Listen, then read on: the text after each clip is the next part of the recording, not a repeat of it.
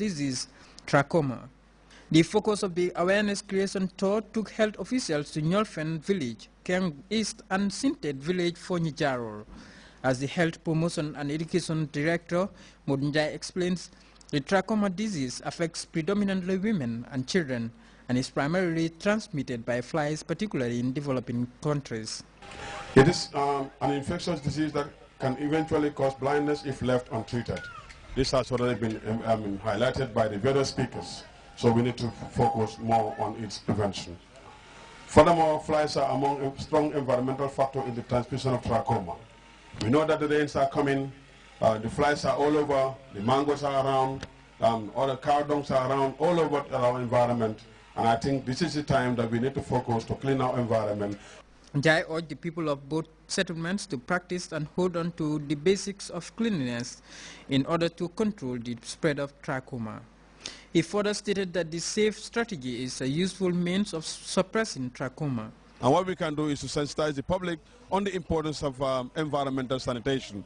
And I think the other aspect of the intervention is we are working alongside with the WHO recommended strategy for to address trachoma globally. And that recommended strategy is the SAFE strategy, that is the SAFE. The S stands for surgical treatment, and the A stands for antibiotic treatment, and also the FACE stands for facial cleanliness, and E is the environmental sanitation improvement. The program manager of the Regional Eye Care Program spoke about the worldwide campaign to wipe out trachoma by 2020, adding that efforts are underway to achieve this endeavor. He also emphasized the need for environmental sanitation as trachoma is highly associated with poverty and poor sanitation. Indeed, yes, trachoma is a problem worldwide, including the Gambia, and is a disease of poor socioeconomic status. Disease of poverty, where you have poor environmental sanitation, poor personal hygiene. The events in both villages included dramas depicting the causes, effects, and preventive measures against this preventable disease. Demonstrations on proper hand and face washing with soap were also showcased. The spread of the trachoma, according to Nyaling Sambo, is a disease which concerns health workers and governments the world over. Of course, our concern is to prevent even blindness. You know, of course, you don't expect to have a community where everybody is blind. That, of course, perpetuates or even increases disability and poverty. Since trachoma is more prevalent in poor communities where hygiene levels are low and access to water and sanitation is limited, the sensitization campaign, which will later be carried out countrywide, may perhaps help in controlling the spread of the disease. For GRTS News, is Babukar Senghor. The Methodist Women's Federation, the Gambia chapter, recently hosted the West African Area Seminar of the World Federation of Methodists and United Church Women. Fatmata Simaha reports the theme for the 2013 seminar was Women's Empowerment and Food Security. The Methodist Women's Federation, the Gambia, was founded in October 2010. The concept of creating Methodist Women's Federation recently in the Gambia is to unite church members from English and French-speaking countries in West Africa with the main aim of sharing progress and good practice on issues of social justice and women in development. The Federation is also a non-charitable organization spearheaded by women who support their fellow women, youths and families at the community and grassroots levels. Over 350 women delegates from more than 8 countries attended the program. The theme for this year's seminar is Women Empowerment and Food Security. Matilda Johnson, president of the West Africa area, believes as Christians and Methodist women, they are tasked to start building up for God through focusing and paying attention and acting upon their faiths. Women, she continued, have responsibilities of motherhood, love, care for their families. We need to build as women, as mothers, through faith in Christ Jesus. The responsibilities of motherhood, love and care for the family lies with us.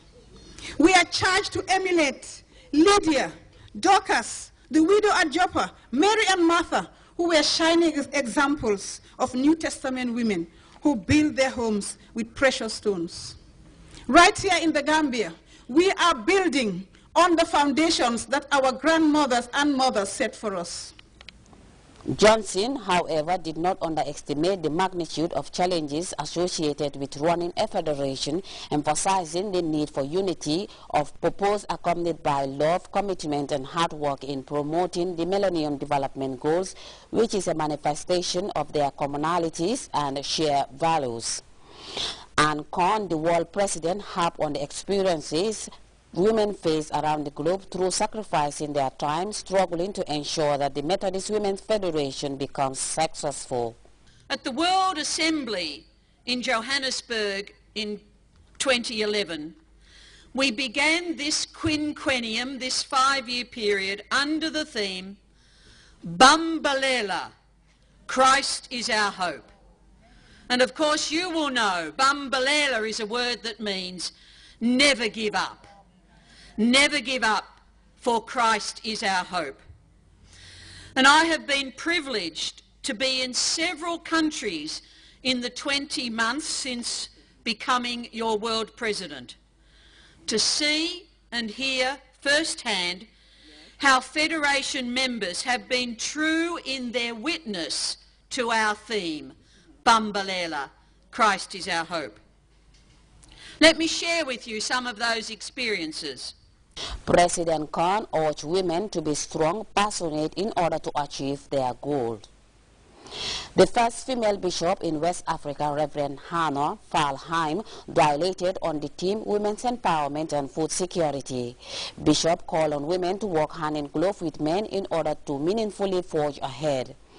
Falheim further reflected on the impact of hunger and poverty and social injustices of women, but equally hailed their persistence and determination in the face of such challenges.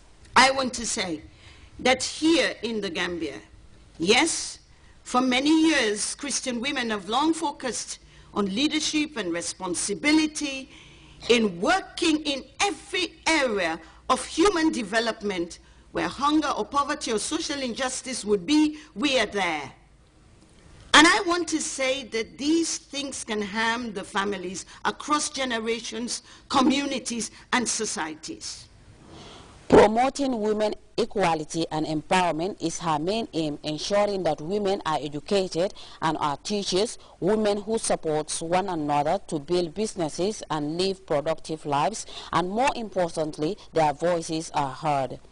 Bishop Reverend Falheim finally commended President Jammeh for creating an enabling environment to fight hunger through his Back to the Land call, and also the promotion and advancement of women empowerment and equality.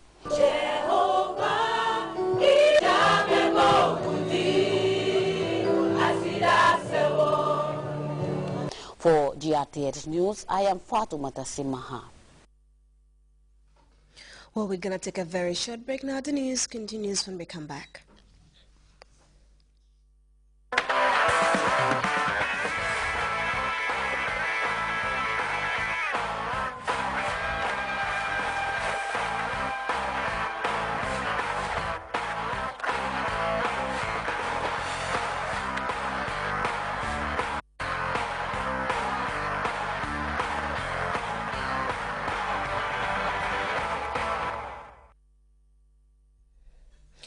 Well, over to news from outside the Gambia now. Heavily armed Congolese government troops backed by UN forces have launched a major offensive against M23 rebels in DR Congo's North Kivu region.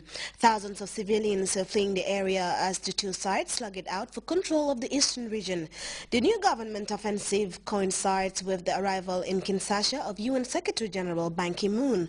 We have details in this report. The town of Kibati, just north of Goma, has been abandoned.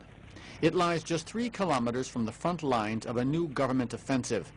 After a 6-month truce, Kinshasa ordered troops and heavy artillery into DR Congo's North Kivu province.